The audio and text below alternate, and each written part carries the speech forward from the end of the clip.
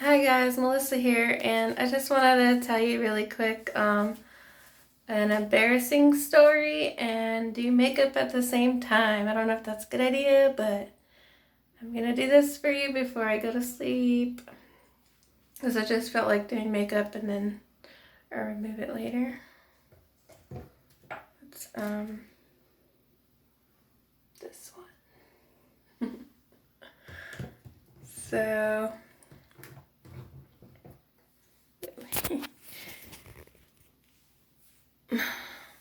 don't mind the messy hair.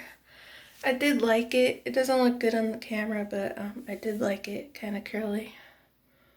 Because usually my hair doesn't obey straight. And when I want it curly, it's straight. When I want it straight, it's curly. So it's fine with me. We're focusing on makeup today.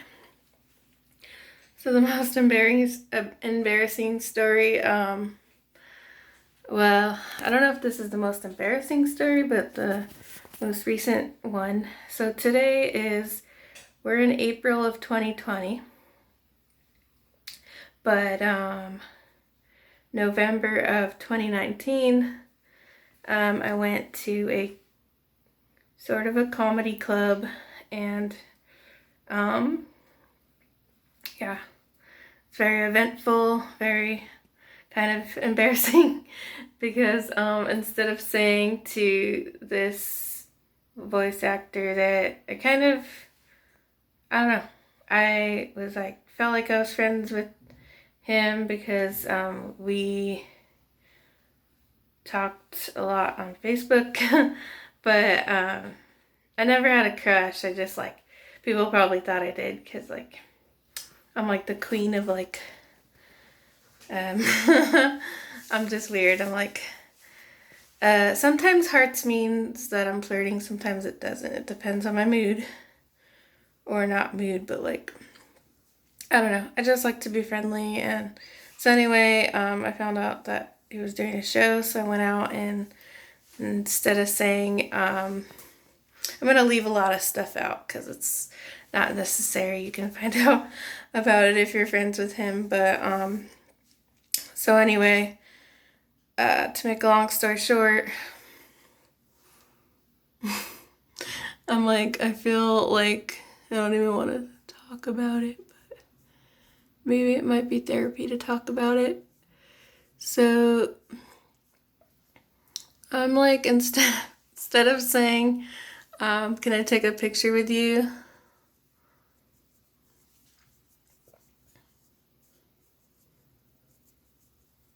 I say, can I have a hug? I didn't really want to hug this person.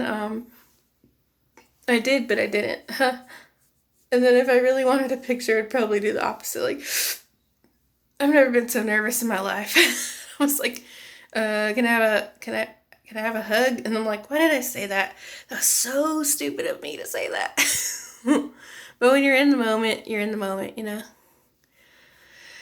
But I guess I have to be nicer to myself about forgiving myself, you know?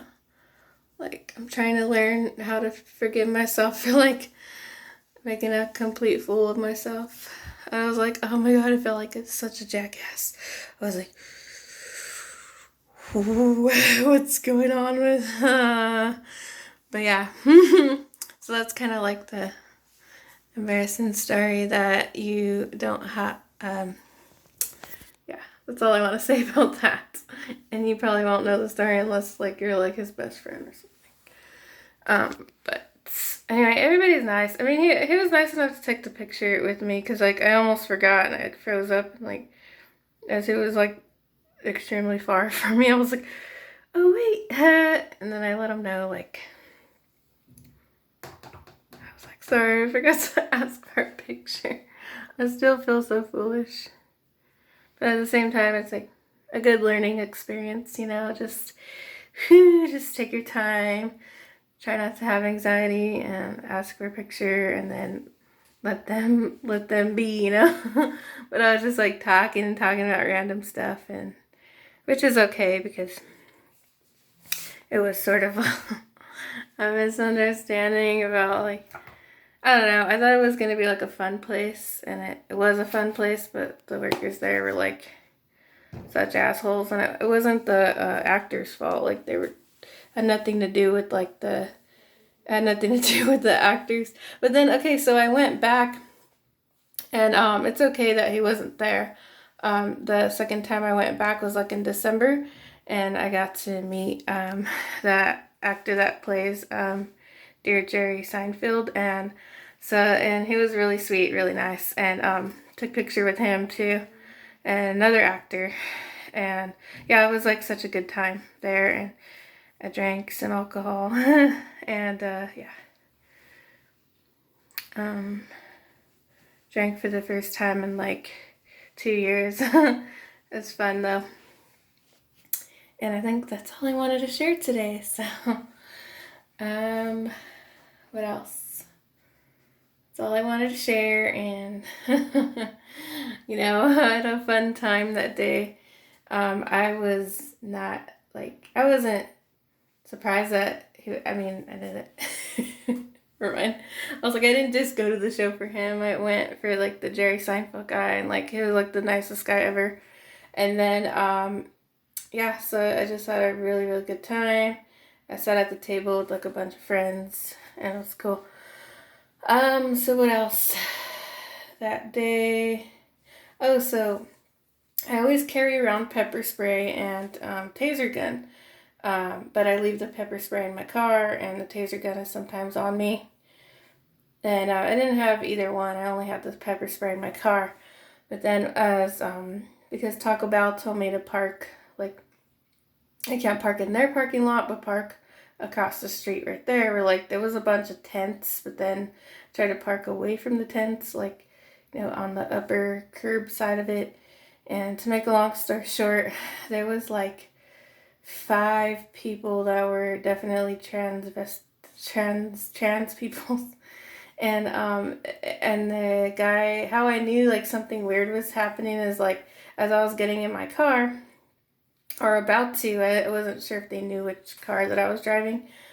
They were trying to approach me, like they were running toward me like really fast, like a group of like 5 or 6 people, and they were wearing like crop tops with their bellies sticking out, about like 300-pound people, tall and short and big and whatever, and just like funky looking with crazy hair.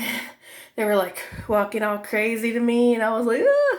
So then before they even got like even like a couple feet closer, I ran to like kind of like the drive-through area of Taco Bell, and I'm like, hey, and I just say hey to like some random person from like 100 feet away, and like, and there was cars right there, so they would probably think that I was talking to somebody that was behind the cars. So then like they just ran off and they left me alone, and then they ran as fast as they could, and then as soon as I opened my I crossed the street, opened my door as fast as I could that I've ever did in my life, and I got my pepper spray out, and I still didn't see their asses, so I like rushed my whole all time. I just like rushed out of there, but that was crazy. Yeah, cool, crazy story, but yeah, and I'm happy that I know that I have ADHD, because now I can see what kind of medicines will work for me. I'm not a medicine type person, but for emergencies, I'll take anxiety medication, or if I don't need that, I really just won't take anything at all. I have scoliosis, so I'll take like something for pain. So what else should I use in here? There's a color. I didn't want to use boring colors. So one more color for you guys as I'm saying goodbye. Fun fact, I have to drive all the way to Santa Ana tomorrow, and I got really down and depressed about it midday, because I was like, I didn't have to go get an x-ray because something with my back and my hip area from when I was little. I fell in the monkey bars. Now I'm having like pain in the side of this one particular area that I fell on. So now I have to go and get the x-rays. I probably don't have a fracture, but it's always safe to do that. I'm like, when you're quarantining with, you don't change your life at all. Like when people make jokes about like how they don't change their life as quarantine starting, like that's true because I haven't dated in like a year or two, so I understand that that joke really well. But I will get back into that dating scene, whenever it's right. Actually, in 10 years, my son will be 21 years old. 20 years old, so we can go out and go partying. I'm just kidding, no. We probably won't be drinkers, but I'm just saying, what if I don't start dating until I'm 21? That's a little bit scary. I don't think that. I think that everything will be fine. I think I'm just really good at makeup. And I'll just stick to that until I think love will find me when I'm least expecting it. I think that person would just have to understand me, and that just have to be a good person, like all around, and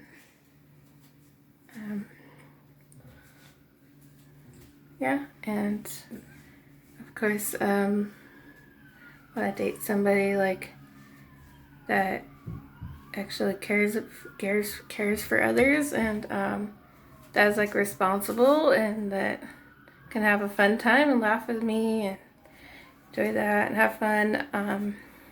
But I feel like, yeah, I live in Whittier, but it is what it is. Just like this quarantine, it is what it is.